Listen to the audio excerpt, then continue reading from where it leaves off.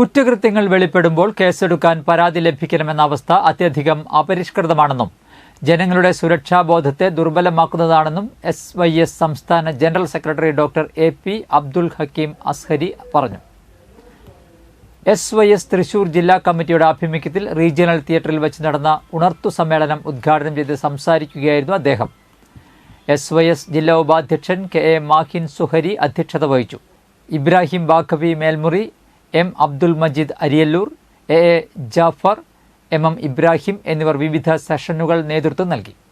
PH Sirajuddin Saqafi, PU Shameer, Basheer അച്റഫി, KB Basheer, MM Ishaq Saqafi എന്നിവർ സംബന്ധിച്ചു.